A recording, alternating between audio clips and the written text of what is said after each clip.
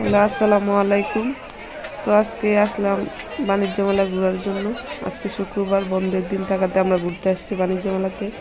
তো সপরিবার নিয়ে আসছি। তো বাণিজ্য মেলার ভিতরে প্রচুর মানুষ, বাহিরে অনেক মানুষ দেখলাম। মেলা থেকে বের হয়ে তো বাসার যাওয়ার জন্য রওনা হলাম। তো গাড়ি যেখানে পার্কিং করছি ওইখান দিয়ে গেট দিয়ে যাওয়ার সময় ওরা দেখলাম পুরো রাস্তায় ব্লক করে রাখছে। কাউকেই তারা কোনোভাবেই যাইতে দিতেছে না, ছাড়তেছে না। ওরা এক প্রকার বাধ্য করতেছে ওদের টিকিট কাইটা দিয়ে বাসে যাওয়ার জন্য।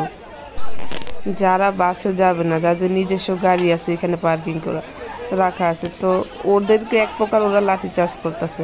এখান দিয়ে কোনোভাবেই ওরা বের হতে দেবে না। আমি প্রশাসনের কাছে দৃষ্টি আকর্ষণ করছি ওদেরকে যেন আইনের আওতা নেওয়া হয় খুব শীঘ্রই। তো ওরা মহিলাদের উপর খুব টর্চার করতেছে, মহিলাদের উপর লাঠিচার্জ করতেছে, এগুলো মোটেও ঠিক না। তো আপনারা অতি শীঘ্রই এটা দেখেন, আপনারা আইনের আওতায় এটা নেন।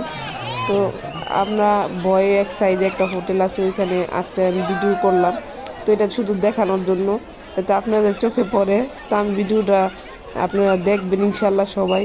তো ওদেরকে বিচারের আওতায় নেবেন ইনশাল্লাহ। আমি এরকম বাণিজ্য মেলা দেখতে আসিনি।